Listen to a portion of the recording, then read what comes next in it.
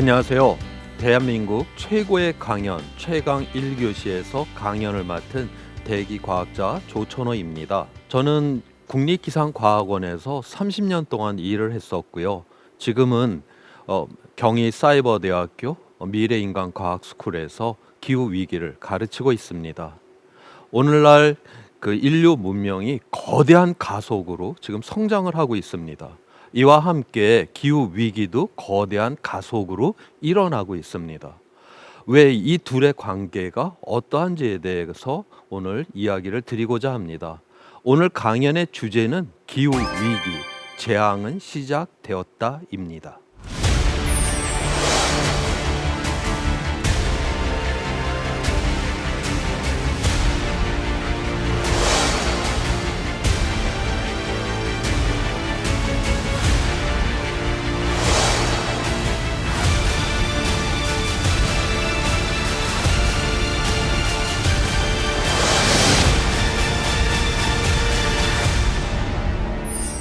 지금 이 화면에 지금 줄무늬에 멋있는 그림이 있습니다. 이건 단순한 그림이 아니라 과학의 결과예요. 1850년 이후부터 해서 지금까지 지구 평균 기온이 변화되어 온 모습입니다. 파란색이 강하면 강할수록 평년보다 온도가 낮았다라고 하는 걸 의미를 하고 있고, 빨간색이 강하면 강할수록 평년보다 온도가 높았다라고 하는 걸 의미를 하고 있습니다. 1850년 이후에 기온이 쭉 이렇게 지금 상승이 되어 온 것이죠.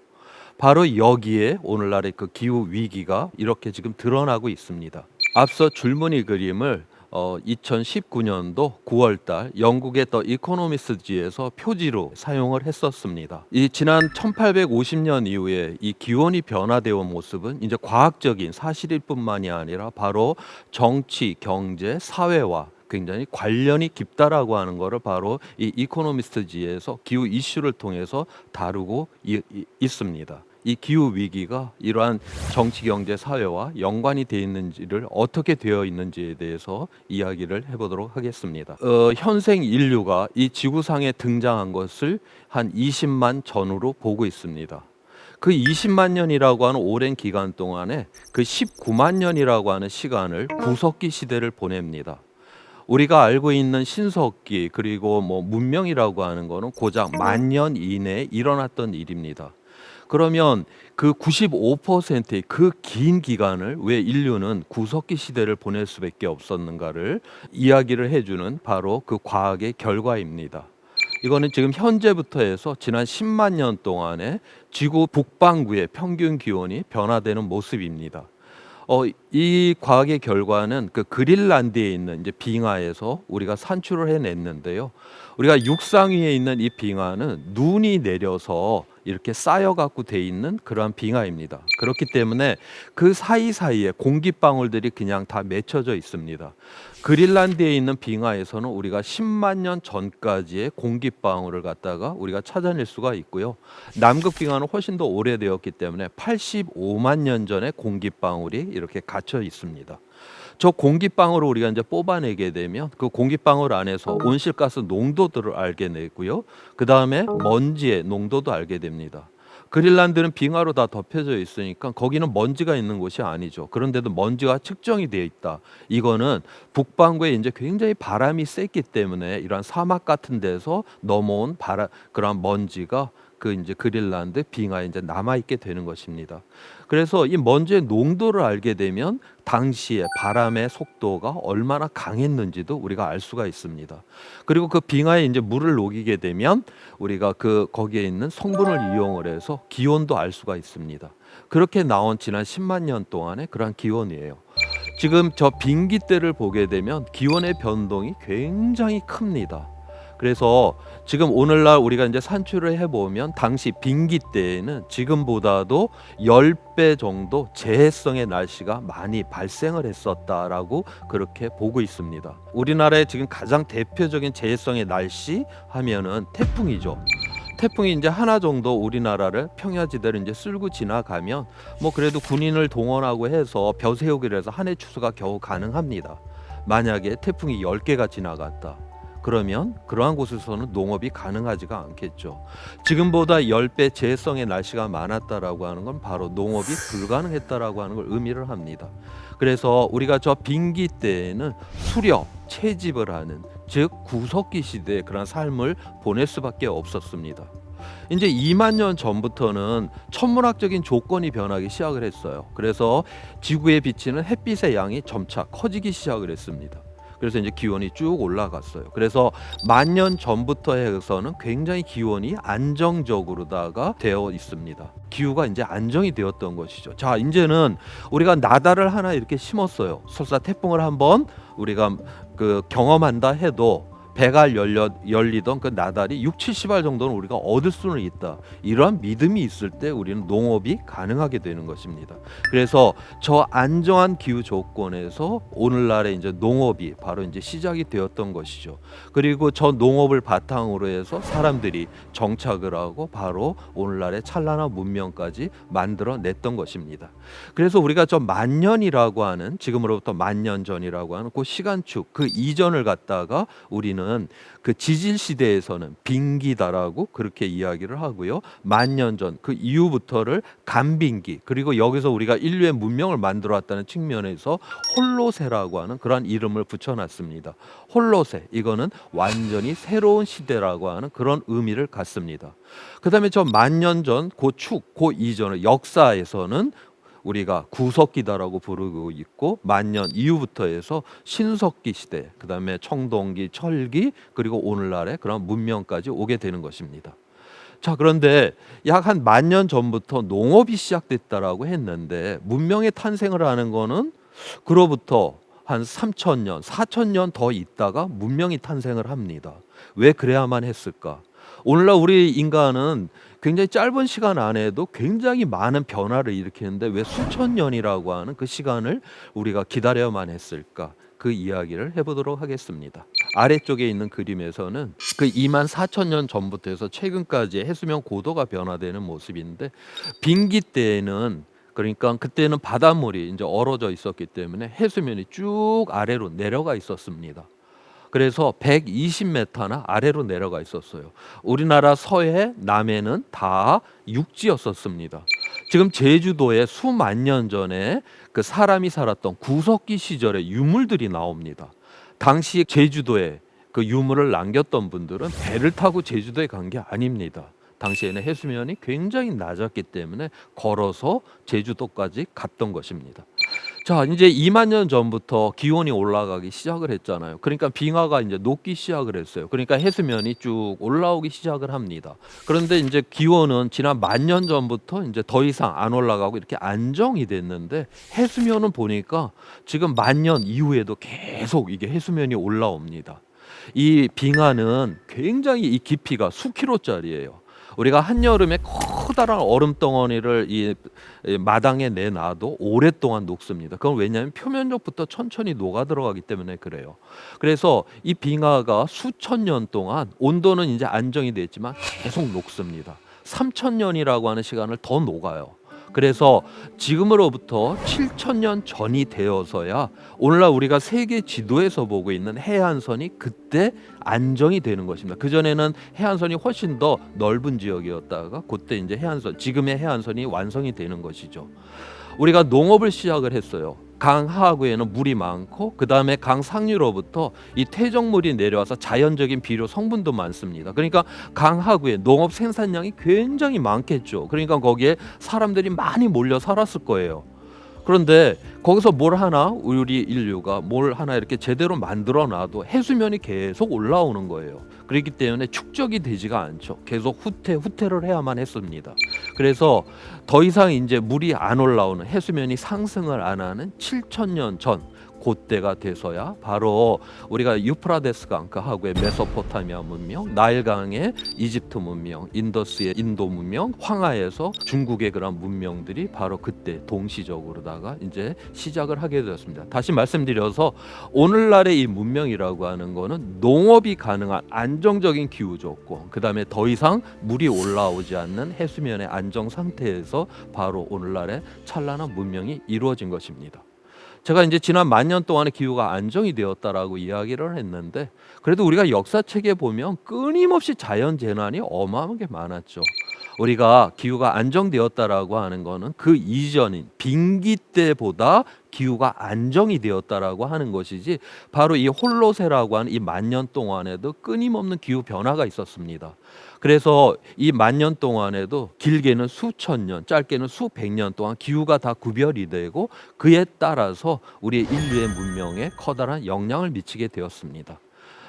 지금은 코로나 이제 19인 그러한 상황이기 때문에 이 자연적인 기후 변화와 이 감염병이 어떤 관계가 있었는지를 한번 이야기를 해보도록 하겠습니다. 위에 있는 그림은 전 세계 인구가 이제 변화되는 모습을 나타내고 있고요. 그 아래 있는 그림은 북반구의 평균 기온이 변화되는 모습입니다. 기원전 400년부터 해서 기원 후 200년까지를 기후 최적기라고 부릅니다. 기후학에서 기후 최적기, 이거는 바로 농업 생산량이 굉장히 좋다라고 하는 걸 의미를 합니다. 그러니까 그 당시에 사람들이 이제 잘 먹게 되었죠. 그래서 그 당시에 중국에서는 한나라가, 그다음 서양에서는 로마가 제국을 만들었습니다. 그래서 인구가 서기 200년경에는 2억 5천만, 전 세계적으로 그렇게 이제 증가를 딱 했습니다. 자, 그런데 서기 200년 이후에는 한랭 건조기가 들어왔어요. 농업 생산량이 갑자기 뚝 떨어진 겁니다. 추워서가 아니라 기후 조건이 너무나 안 좋은 날씨가 많이 일어나서 농업 생산량이 뚝 떨어진 거예요. 자, 그러니까 사람들이, 인구는 그 전에 제국을 만들어서 확 늘려놨는데 식량 생산이 줄었으니까 다 영양실조에 걸려버리는 이러한 상황이 됐죠. 바로 이때 바로 감염병이 엄청나게 돌기 시작을 하면서 수천만 명이 이 당시에 이제 죽어 나갑니다. 자, 감염병이라고 하는 건 또 어떻게 시작이 되었나? 바로 인간이 이제 농업을 시작을 했다라고 했어요. 농업이라고 하는 거는 인류가 이 식물 중에서 작물화가 가능한 것들을 이제 우리가 했다라고 하는 걸 이제 의미를 하는 것이죠. 바로 농업을 하던 그 당시에 저 야생에서 뛰어놀던 동물 중에서 우리 울타리로 끌어올 수 있는 동물들을 사람들은 찾아내기 시작했습니다. 가축화를 한 거예요. 그래서 농업과 함께 가축화를 하는 과정에서 개, 말, 소, 돼지, 뭐 양, 염소, 뭐 이러한 것들이 우리 울타리 안으로 이렇게 들어오게 됐습니다. 그러다 보니까 어떤 일이 일어났냐? 이 동물들, 이 가축들이 갖고 있었던 그 병들이 사람한테도 넘어오게 된 거예요. 우리가 뭐 결핵, 홍역, 천연두 이러한 것들이 그러한 과정에서 인간한테 넘어오게 된 것입니다. 자, 이렇게 이제 감염병이 동물과 그 가축과 인간이 같이 갖고 있는 그러한 병들인데, 영양 상태가 이제 안 좋은 저 한랭 건조기가 딱 되니까 저 감염병이 갑자기 확산이 확 돼버린 겁니다. 그렇게 해서 저렇게 많은 사람이 이제 죽어 나갔습니다. 자, 다시 이제 서기 800년에서 1300년 요 기간을 중세 온난기라고 부릅니다. 저때 날씨 조건이 굉장히 좋아 갖고 농업 생산량이 확 올라갑니다. 그렇게 되니까 서기 800년에 2억이었던 인구가 서기 1300년이 되니까 4억, 2배로다가 이렇게 증가를 한 겁니다. 그리고 그 기간 동안에 특별한 감염병이 돌지를 않았어요. 2020년 노벨 그 평화상을 유엔의 식량 기구가 받았습니다. 코로나 19 그 백신이 나오기 이전에는 식량이 최고의 백신이다라고 하면서 식량 기구에다가 노벨 평화상을 줬습니다. 세계 식량 기구에서 이 식량을 갖다가 이 아프리카, 그러니까 그 빈곤한 그러한 층에 공급이 굉장히 잘 되도록 애를 썼기 때문에 아프리카에서 생각보다는 그렇게 심하게 발생을 안 했기 때문에 그 상을 받게 된 것입니다. 그래서 우리가 영양 상태가 좋다라고 하는 그 자체가 바로 우리가 이러한 감염병이 안 돌게 하는 중요한 역할을 했다라고 하는 것을 바로 또 역사 속에서도 확인을 할 수가 있는 것입니다. 1300년 이후가 됐습니다. 그때 바로 소빙하기가 이제 시작이 됐습니다. 소빙하기라고 해서 기온이 엄청나게 떨어진 게 아니에요. 수백 년에 걸쳐서 북반구에서 0.6도가 떨어졌습니다. 그 0.6도의 변화인데도 식량 생산량이 형편없이 떨어진 거예요. 또 사람들이 인구가 이제 4억까지 늘어난 상황이었는데 거기에서 이제 또 식량 생산이 줄게 되니까 많은 사람들이 또 영양 실조에 걸렸습니다. 당시에 그래서 흑사병이 돌기 시작을 합니다. 그러면서 수천만 명의 사람들이 바로 이 흑사병으로 사망을 하게 되었습니다. 1500년이 되었어요. 그때는 이제 유럽 사람들이 아메리카 대륙을 처음 들어가기 시작을 했었던 때입니다. 당시 그 유럽 사람을 만나기 전에 아메리카 원주민이 6천만 명이 살고 있었습니다. 그런데 이 백인을 만나자마자 이 백인이 갖고 있었던 그러한 이제 감염병들이 이들한테 전파가 되면서 이 아메리카 원주민들이 그 감염병 천연도나 홍역으로다가 자그마치 5천만 명이나 당시 죽어나가 버렸습니다. 이 사람들은 가축화를 안 했기 때문에 이러한 감염병에 대한 면역성이 전혀 없어서 이렇게 많이 죽어나갔어요. 그 뒤로도 뭐 중국에서 그다음에 인도에서 일어났었던 그 콜레라가 영국으로 전파가 됐고, 영국에서 또 유럽 전체로 전파가 돼서 또 수십만 명이 죽고, 1차 대전, 2차 대전 때 또 수천만 명이 죽고, 그다음에 스페인 독감으로 또 수천만 명이 죽고. 그런데 한 1500년 이후가 되게 되면 그렇게 많은 사람이 죽어 나간다 해도 계속 인구는 줄지 않고 계속 증가를 하는 이러한 상태가 되었습니다.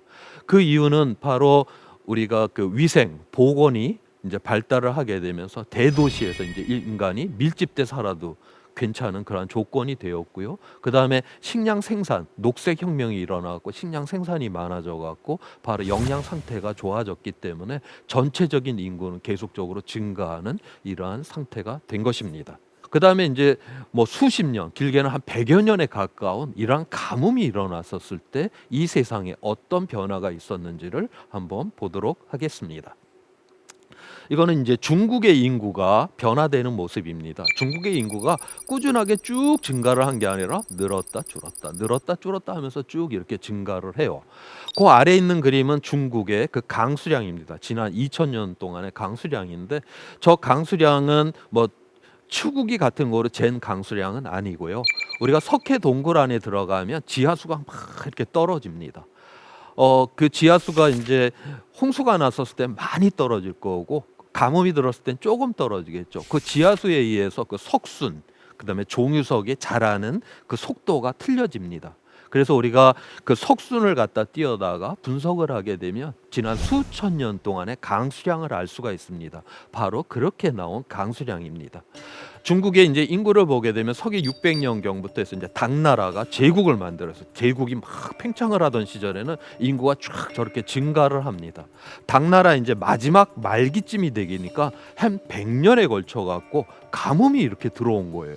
그렇게 되면 중국의 역사에 있어서 그 왕조의 막판이 되면 대부분 다 가뭄이 들어오게 되고, 가뭄 때 농민 반란이 일어나게 되는 것이고, 그게 수십 년, 100년이라고 하는 시간 동안에는 좀 시원찮은 왕이 하나 정도는 등장을 해요. 그렇게 되면 이 중앙 정부가 이 농민 반란을 제어를 못해서 무너지고 새로운 왕조가 들어섭니다. 바로 이제 당나라 때 그랬던 거예요. 그래서 당나라가 이제 무너졌습니다. 말기에 가뭄이 들고 농민 반란이 일어나고 결국 그 중앙 정부가 무너지면서 송나라가 들어섰습니다. 송나라 때 이제 그 농업 생산의 기반이 그 전에는 황하였었는데 아래쪽으로 양쯔강으로 내려옵니다. 그때는 일반 사람들도 이제 철기를 사용을 할 때예요. 그러다 보니까 그 당시 양쯔강 일대는 거의 밀림 지역이었었는데, 그 열대 거기를 다 개간을 해갖고 다 논농사를 짓게 됐어요. 그러면서 양쯔강 일대에서 이모작이 가능했습니다. 갑자기 엄청나게 그 농업 생산량이 늘었던 것이죠. 그래서 인구가 확 이렇게 이제 늘었습니다. 송나라 때. 그러다가 그러한 과정에서 그 북쪽에 몽골이 이제 등장을 했습니다. 몽골이 그런데 한참 그 제국을 팽창하던 그 시절에는 그 전진을 하면서 사람만 보이면 막 학살을 하면서 이 제국을 팽창했던 나라가 바로 몽골입니다. 그래서 한참 팽창을 하던 시절에 인구가 저렇게 쭉 줄어들었습니다. 몽골이 이제 중국에다 원나라를 세웠죠. 원나라 막판이 되면 또 수십 년에 걸쳐 갖고 또 가뭄이 들어왔습니다. 당시 그 농민 그 반란의 지도자였던 주원장이 명나라를 이제 세우게 됩니다.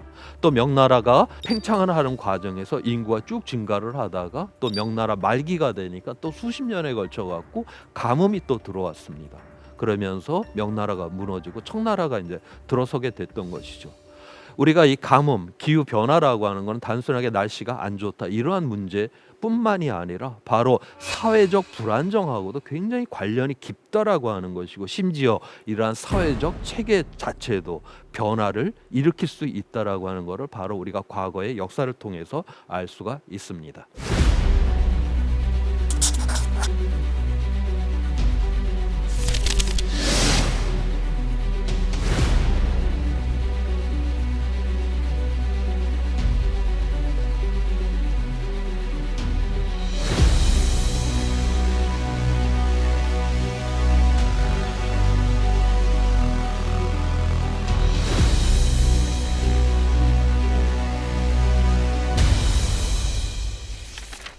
자, 1750년 우리가 산업혁명 이후에 이 사회 경제가 엄청난 속도로, 정말 거대한 가속으로다가 지금 이제 성장을 하고 있습니다.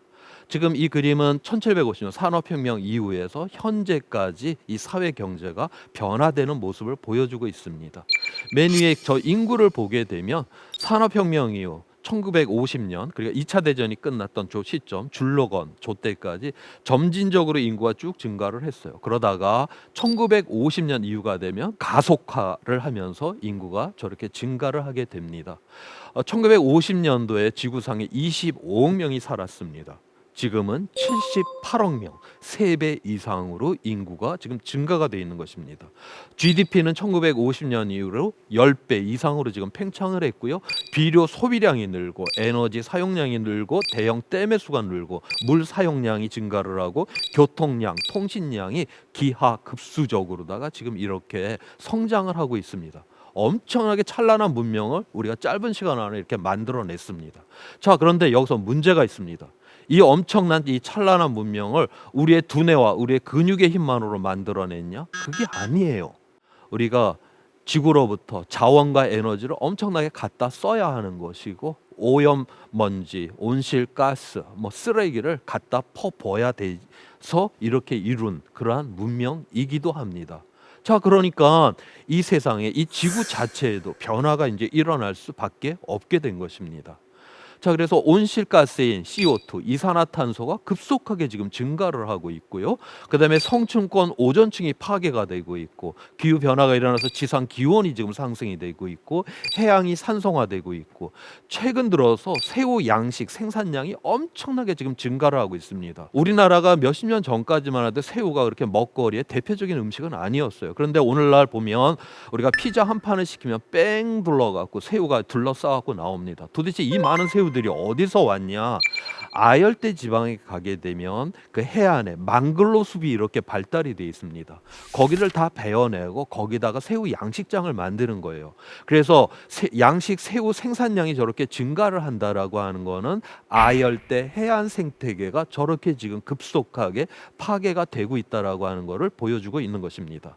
그다음 연안의 질소의 양이 이제 증가를 했고, 경작지 면적이 증가를 하고, 그 육상의 생물들이 멸종되는 그 비율이 저렇게 커져가고 있습니다. 여기서 하나 우리가 생각을 해봐야 되는 거는, 저 경작지 면적이 1950년 이후에 약 한 13%밖에 늘지를 않았어요. 우리나라에서만 논과 밭이 늘지를 않은 게 아니라 전 세계적으로 이 경작지가 늘지가 않았습니다. 그런데 우리가 앞에서 인구는 1950년에 25억이었던 인구가 지금 78억까지 그렇게 이제 증가를 3배 이상이 되었단 말이죠. 경작지는 고작 10% 조금 이렇게 증가를 했는데, 야, 그러면 지금 우리가 1950년대에는 이 전 세계 사람의 절반이 그 영양 실조에 시달렸습니다. 지금은 절반이 아니라 단 10% 정도인 사람만이 그 영양 실조에 시달리고 있습니다. 그러면 이 인류가 지구상에 등장한 이래 지금 가장 많은 사람이 가장 잘 먹고 있는 시대가 바로 지금인 거예요. 왜 그러면 도대체 농토도 늘리지를 않았는데 어떻게 우리는 이런 일을 이뤄냈냐? 바로 녹색혁명이 일어난 겁니다.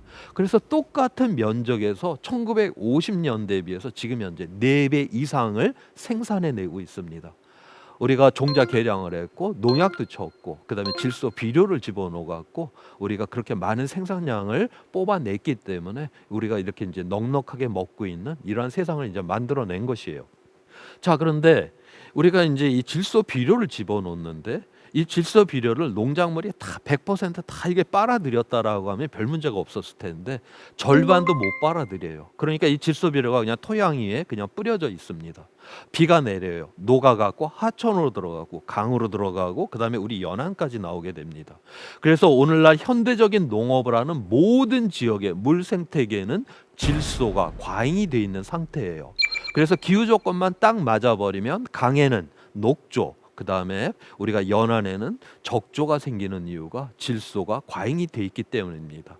녹조나 적조가 생기게 되면 그 물 안에 있는 산소를 없애버리면서 물 생태계를 갖다 완전히 파괴를 시켜버리잖아요. 그래서 지금 연안의 질소의 양의 증가도 바로 지구 파괴의 중요한 지수로다가 우리가 그렇게 보고 있는 것입니다. 우리가 먹고 살기 위해서 이러한 녹색 혁명을 일으켰는데 이것이 또 이러한 지구를 파괴를 하는 이러한 상황이 돼버린 겁니다. 이렇게 지구가 지금 현재 거대한 가속으로 지금 파괴가 되고 있습니다. 과연 이러한 상태가 지속 가능할 것이냐? 인간이 이 지구에다가 어느 정도 이러한 물질을 갖다 만들었는지에 대해서 한번 살펴보도록 하겠습니다. 이 그림은 1900년 이후에 생물의 총량, 식물, 동물, 뭐 심지어 뭐 곰팡이 이런 것까지 다 모아서 그러니까 살아있는 모든 것의 무게입니다. 생물 총량이 1900년 이후로다가 지금까지 큰 그 변화가 없이 일정하게 유지가 되고 있어요. 그다음에 인간이 만든 물질 이거는 뭐 콘크리트, 뭐 자갈과 같은 골재, 그다음에 벽돌, 뭐 아스팔트, 뭐 금속, 뭐 그다음에 플라스틱 이러한 모든 것들의 그런 물질들입니다. 이건 인간이 만든 물질들이죠. 1900년도에는 생물 총량에 비해 갖고 인간이 만든 물질은 고작 3% 정도였어요. 오늘날 지금 현재는 생물 총량의 이 무게하고 인간이 만든 물질의 무게량이 거의 같습니다. 그리고 지난 20년 동안에 인간은 이러한 물질을 2배를 갖다가 이렇게 증가를 시켰습니다. 과연 앞으로 20년 안에 또 2배를 증가시킨다라고 하면 이게 과연 견뎌낼 수가 있을까? 예를 들어보도록 하겠습니다. 생물 실험 시간에 유리 접시에다가 영양분을 이렇게 집어넣고 거기에 미생물 한 마리를 집어넣습니다. 한 마리가 2마리, 4마리, 8마리, 16마리, 32마리 이렇게 증식하는 걸 우리가 기하급수적으로 증식한다. 마치 여기서 지금 인간의 물질의 양이 증가를 하는 모습과 동일합니다. 자, 이렇게 이제 기하급수적으로 증가를 하게 되면 그때 이 미생물이 그 유리 접시의 절반을 채울 때까지는 시간이 제법 오래 걸립니다. 그런데 절반을 딱 채웠어요. 한 번만 더 증식을 하고 나면 거기 유리 접시를 미생물이 꽉 채웁니다. 그리고 영양분을 쫙 빨아먹고 멸절을 해버립니다. 바로 지금 인간이 바로 지금 그러한 단계. 여기서 우리가 2배 더 성장을 한다. 더욱더 2배 더 오염먼지를 배출하고 온실가스를 배출하고 쓰레기를 더 배출한다. 이렇게 되면 이제 더 이상 우리 인류는 이 지구에서 살아갈 수가 없게 될 것이라고 하는 것이 바로 오늘날의 지구 위기, 바로 기후 위기의 그런 본질이 되는 것입니다. 자, 그래서 이제 인간이 만든 세상이 이 자연보다도 더 큰 세상이 돼버린 거예요. 이러한 상태로다가 이 우리의 이 문명은 지속할 수가 없다라고 하는 것이고 바로 여기에서 기후 위기가 일어나는 것입니다. 지난 이제 1880년 이후에 온실가스 이산화탄소 농도가 이제 증가를 하는 것이 모습이고요. 그다음에 그에 따라 갖고 이제 지구 평균 기온이 증가를 하고 있습니다. 최근 들어서 굉장히 이제 급속하게 빠르게 이산화탄소 농도도 증가를 하고 평균 기온도 이렇게 증가를 합니다. 바로 이제 온실 효과 때문에 그런데 거기에 대해서 이야기를 해보겠습니다. 매일같이 이제 햇빛이 지구를 향해서 들어오게 됩니다. 지구를 향해서 이제 들어오는데 들어온 그 태양 에너지 양만큼은 반드시 우주로 빠져나가야 됩니다. 만약 우주로 그게 빠져 안 나가고 계속 지구로 태양 에너지가 들어오게 된다라고 하면 지구는 지그지그 끓겠죠. 그래서 이제 빠져나가게 되는데 바로 온실가스가 우주로 빠져나갈 때 그 열을 갖다 일부 못 가게 잡습니다. 인간이 지난 그 산업혁명 이후에 화석 연료를 태워갖고 이산화탄소 농도를 공기 중에 0.01% 그러니까 만 분의 1 정도를 갖다가 늘려놨습니다. 그 0.01%가 히로시마 원자폭탄이 1초에 5개가 터지는 에너지가 원래 이제 우주로 빠져나가야 되는데 못 가게 딱 잡아버리는 겁니다. 그러면 하루에는 42만 개 원폭 에너지가 터지는 에너지가 우주로 가는 거를 못 가게 그 0.01%의 이산화탄소 농도가 딱 잡았습니다. 그 열을. 이렇게 작은 양인데 이 지구에 미치는 영향력이 이렇게 엄청나게 커요. 우리 사람도 이런 허벅지에 강한 충격을 받게 되면 멍이 듭니다. 시간이 지나면 그 멍이 풀리죠. 그런데 멍들 정도의 충격을 이런 급소를 맞게 되면 우리는 즉사를 합니다.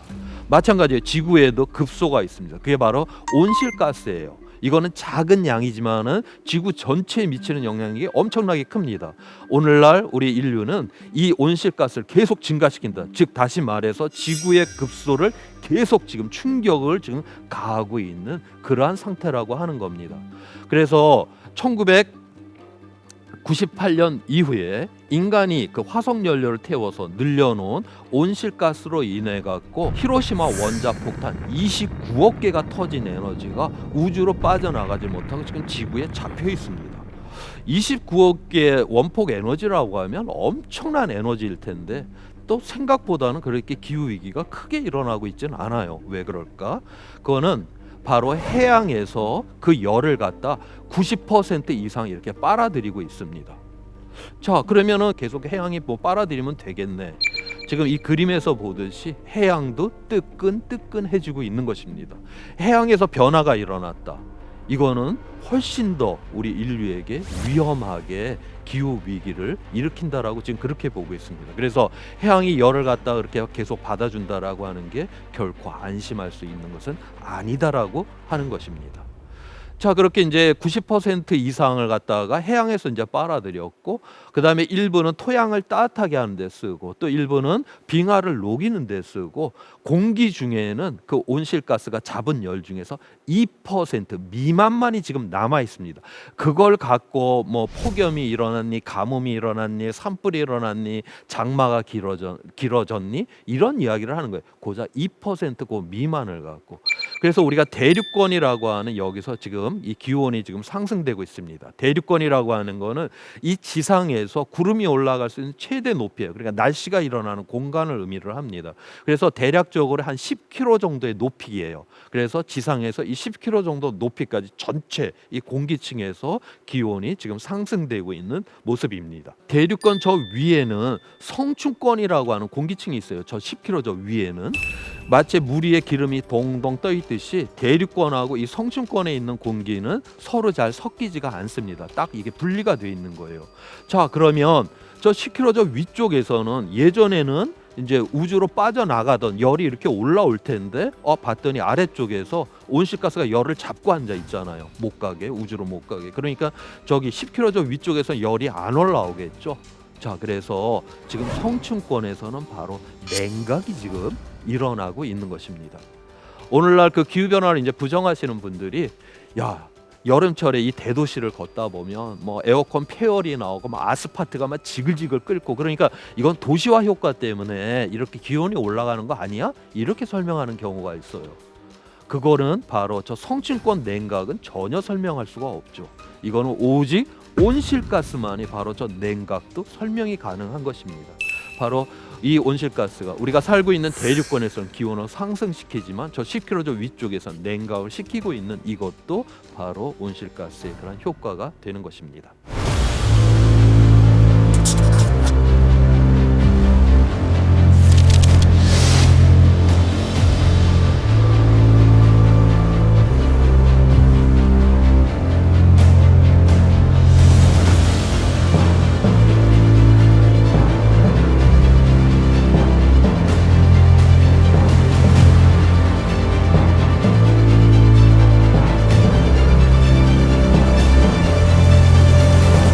자, 이렇게 이제 인간이 지구상에서 이제 기온의 변화, 기후의 변화를 일으켰어요. 그런데 앞서 이야기를 했듯이 자연 스스로도 끊임없이 기후 변화가 일어났었잖아요.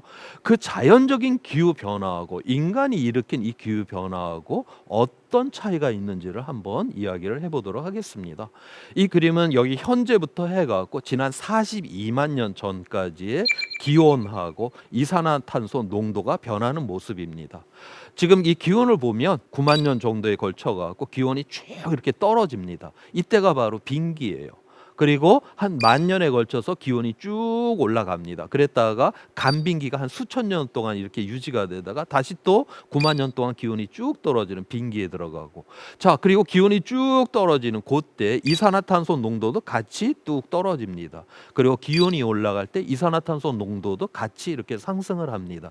똑같이 함께 이렇게 움직입니다. 지금으로부터 이제 마지막 빙하기, 그러니까 2만 년 전에 기온이 가장 낮았었습니다. 그때에 공기 중에 차지하고 있었던 이산화탄소의 농도가 0.02%였습니다. 이런데 이제 10,000년에 걸쳐 갖고 이제 이산화탄소 농도가 이제 증가를 했습니다. 그래서 0.03%가 됐습니다. 저거는 자연에서 가장 빠르게 이산화탄소 농도가 늘어나는 증가하는 속도예요. 10,000년에 0.01%. 자, 그런데 사람은 100년 만에 화석 연료를 태워서 0.01%를 증가시켜서 지금 현재 0.04%를 차지하고 있습니다. 이산화탄소가. 자연에서 10,000년에 0.01% 가장 빠른 속도예요. 인간은 100년 만에 0.01%. 인간은 지금 이산화탄소를 자연의 속도보다 100배나 빠르게 지금 증가시키고 있는 것입니다. 기온을 볼까요? 기온은 지난 2만 년 전에서 지금으로부터 10,000년 전까지 지구 평균 기온이 4도가 상승했습니다. 우리가 빙기하고 간빙기 간의 지구 평균 기온은 고작 4도 차이가 납니다. 그래서 이제 10,000년 동안 이제 4도가 상승을 했는데, 우리 사람들은 화석 연료를 태워서 100년 만에 1도를 상승을 시켜버린 겁니다. 자그마치 25배나 지금 빠르게 기온을 상승시킨 거예요. 시속 100km로 지금 고속도로를 달리다가 지금 2,500km로 가는 걸 의미를 하는 겁니다. 자, 이렇게 빠른 속도로 변화가 일어나다 보니까 이 생물 중에서 이 속도를 못 쫓아오는 생물들이 있어요. 고산 식물이라든가 양서류라든가 이런 약한 이런 생명들이 하나하나 지금 멸종이 되고 있는 그러한 상황에 있습니다. 자, 그래서 우리가 젠가 게임에서 그 벽돌 빼기 하듯이 약한 생명 하나하나가 지금 빠져나가고 있습니다. 지금 보면은 전체 이 현재 생태계가 유지가 돼 있으니까 우리 인간 입장에서는 뭐 우리랑 별로 상관없는 거 아니야? 그런데 우리가 하나 생각을 해야 될 게 있어요. 지난 5억 4천만 년 동안 5번의 대멸종 사건이 있었습니다. 그때 이 생태계의 하부 구조를 차지하고 있던 이 생명 중에서는 살아남는 게 제법 있습니다. 대멸종에서도. 그런데 그 먹이 사슬의 최정점에 있었던 생명체들은 완전 멸종을 합니다. 1억 년 전에 그 거대했고 멋진 그 공룡 중에서 우리가 살아서 만날 수 있는 건 한 마리도 없습니다. 왜냐하면 먹이 사슬의 최정점이 있다라고 하는 건 생태계 전체가 필요한 존재이기 때문에 그렇습니다. 대멸종은 생태계를 붕괴를 시키는 걸 의미를 합니다. 오늘날 이제 기후 위기로 인해서 저기서 생명들이 하나하나 빠져나가요. 우리가 뭐 고산에 있는 그 식물 먹지 않아요. 우리가 그 개구리 먹지 않아요. 그렇지만 이 생태계라고 하는 거는 서로 물고 물리는 이러한 상호적인 이런 작용을 합니다. 저 젠가 게임에서 우리랑 아무 상관없어 보이는 하나의 그 벽돌이 빠지는 순간 저기 우르르 무너질 수 있다라고 하는 겁니다. 그때는 바로 오늘날 이 생태계 먹이사슬 최정점을 차지하고 있는 인류가 멸종이 될 것이다라고 하는 게 바로 이러한 인간에 의한 기후 변화의 마지막 그러한 모습이 되는 것입니다. 자, 이거를 좀 더 이제 구체적으로 설명한 그러한 그림입니다. 가로축은 연평균 강수량을 나타내고 있고 세로축은 연평균 기온을 나타내고 있습니다. 인구를 보게 되면 저 강수량하고 저 기온에 저기 이제 얼마나 사람이 밀집돼 모여 사는가를 보여주는 그림입니다. 빨간색으로 되어 있는 것이 거기에 지금 밀집돼 살고 있다라고 하는 걸 보여주고 있어요. 지금 인간이 뭐 알래스카에서 뭐 사막에 뭐 열대우림에 모든 곳에 사람이 다 살고 있지만 실제 문명을 이루고 있는 것은 굉장히 특정 지역에서만 문명을 이루고 있습니다. 그러면 왜 그렇게 특정한 그 지역에서만 우리 인간은 거기서만 그렇게 문명을 이루느냐? 지금 옆에 그 그림을 보게 되면 바로 그 지역에서 식량이 생산이 되고 있기 때문에 그렇습니다. 지금 저 인구의 저 밀집된 저 영역에서 저 기온의 폭을 보세요. 고작 4도밖에 되지를 않습니다. 인간이 굉장히 좁은 범위 안에서만이 바로 문명이 유지가 될 수 있다라고 하는 것이죠. 그래서 지금 이 결과를 보여준 이 논문에서는 우리가 산업혁명 이후에 2도 이상이 상승되는 저 지역을 보게 되면 거기는 우리가 식량이 생산이 돼 있는 지역이 아니에요. 결국 우리 대부분이 굉장히 많은 사람들이 식량 부족으로 어마어마한 위기를 겪게 될 것이다라고 이야기를 하고 있는 것입니다. 인간 때문에 이제 기온이 변화가 이제 일어나고 지금까지 이제 1도가 변화가 일어나고 그것도 바로 이러한 멸종으로다가 지금 들어가고 있는 이러한 상태가 됐다라고 지금 이야기를 했는데 1도 굉장히 우리한테는 직관적으로 보게 되면 별것 아닌 것처럼 보이는 온도예요. 우리가 새벽녘하고 대낮하고 뭐 한 10도 이상이 그렇게 차이가 나고요. 우리가 북쪽에 있는 나라 이렇게 놀러 가봐도 거기 사람 다 잘 살고 있고요. 더운 나라 가도 뭐 에어컨 있고 뭐 선풍기 있으면 살만한데 왜 1도라고 하는 게 그렇게 위험한가? 직관적으로 좀 받아들이기가 좀 어려운 그런 기온이죠. 거기에 대해서 한번 이야기를 드려보도록 하겠습니다. 여기에 있는 이 분포도는 북반구 여름철의 평균 기온의 그 발생 그 빈도 분포도입니다. 평균값 보통의 그 온도가 가장 많이 발생을 하고요. 평년보다 온도가 굉장히 높거나 평년보다 온도가 굉장히 낮은 경우는 적게 발생을 하겠죠. 그래서 우리가 빈도 분포를 그리게 되면 이러한 종의 모양이 됩니다. 저 가장 봉우리에 있는 저 값을 우리가 이제 중앙값이다라고 부르는데 그게 평균값하고 가장 가깝습니다. 80년 이전하고 2005년 이후에 북반구 여름철 평균 기온이 0.7도 정도가 상승을 했었습니다. 그 다음에 2005년 이후에 이 종의 모양이 옆으로 이렇게 퍼져 이렇게 나갔습니다. 왜 그러면은 저 종의 모양이 옆으로 이렇게 퍼졌냐? 그거는 우리가 온실가스를 공기 중에 이제 배출을 하게 되면 이 공기 입장에서 계속 충격을 받는 거예요.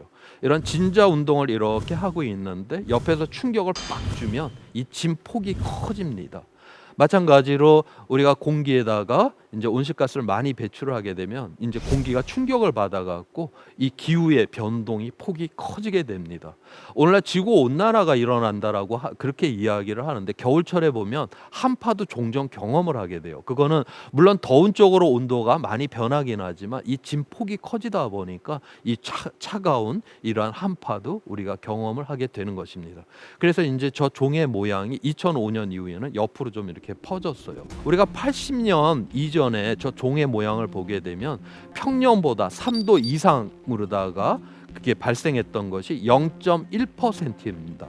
그런데 2005년 이후에는 평년보다 3도 이상인 경우가 14.5%가 발생을 했습니다. 145배나 늘어난 거예요.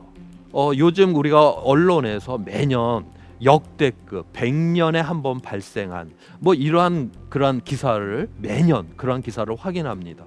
100년에 한 번 발생할 날씨? 그러면 그러한 날씨에는 100년에 그런 기사를 한 번 봐야지 정상이죠.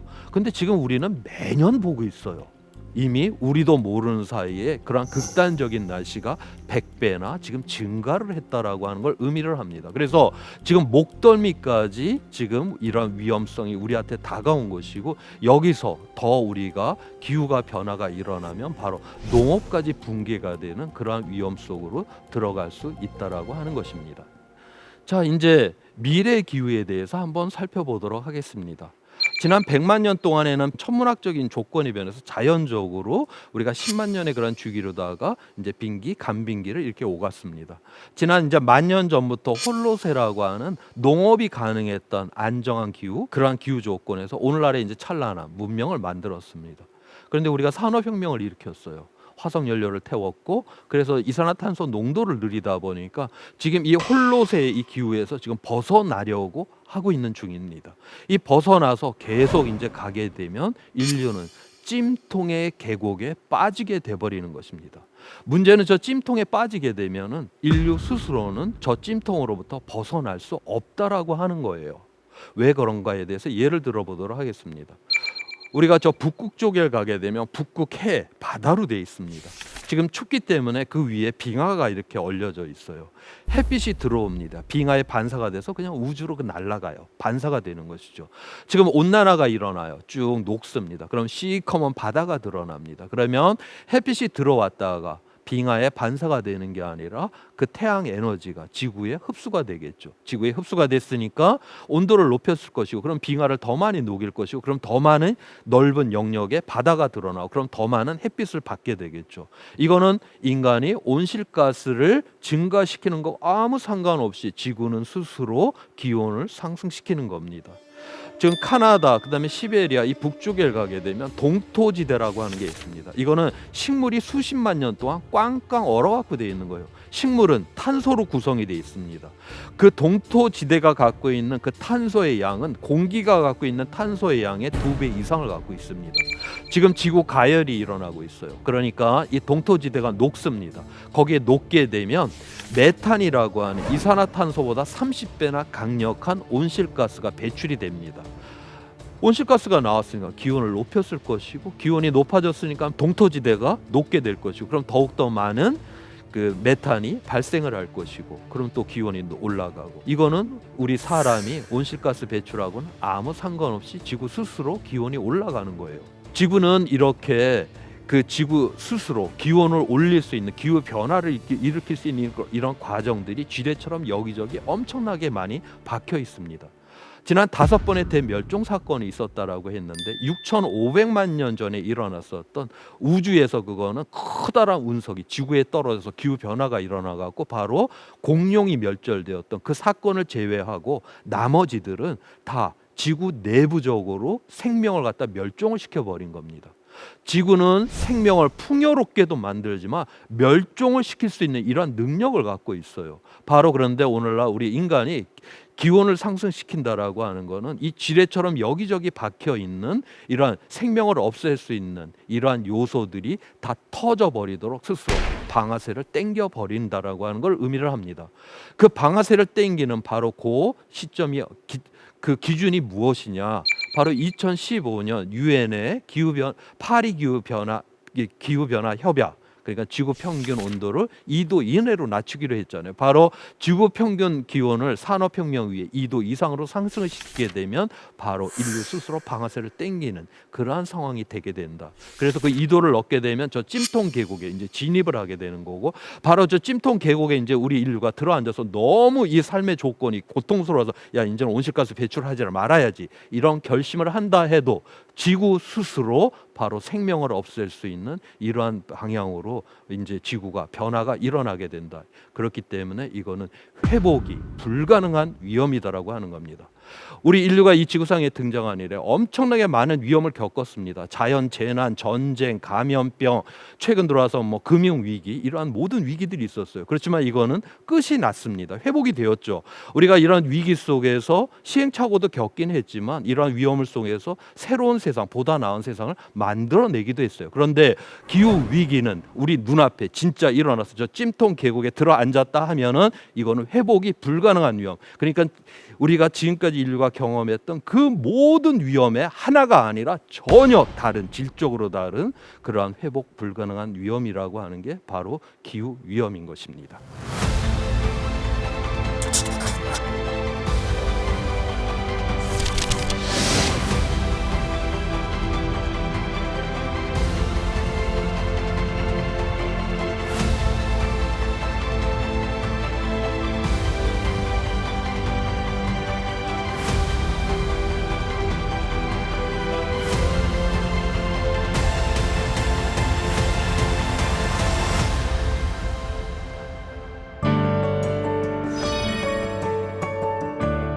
그래서 기후 위기는 바로 문명의 실패가 아니라 성공에서 비롯된 것입니다. 과거의 위험을 보게 되면 다 결핍 때문에 일어났어요. 뚝이 없었기 때문에 홍수가 나면 물난리를 겪었었고요. 저수지가 없고 댐이 없었기 때문에 가뭄이 들었을 때 물이 부족해서 곤란을 겪었고, 또 위생 보건 시설이 없었기 때문에 감염병에 의해서 고통을 받았었습니다. 그런데 이 기후 위기는 결핍 때문에 일어난 위기가 아니에요. 우리 문명의 과잉 때문에 일어났습니다. 다시 말해 성공 때문에 일어난 것이죠. 그렇기 때문에 우리가 지금 내달리고 있는 이 길에서 과연 계속 가도 돼야 하는 것인지 우리가 성찰을 해야 한다고 바로 기후 위기는 우리에게 알려주고 있습니다. 지금까지 대한민국 최고의 강연 최강 1교시 조천호였습니다. 고맙습니다.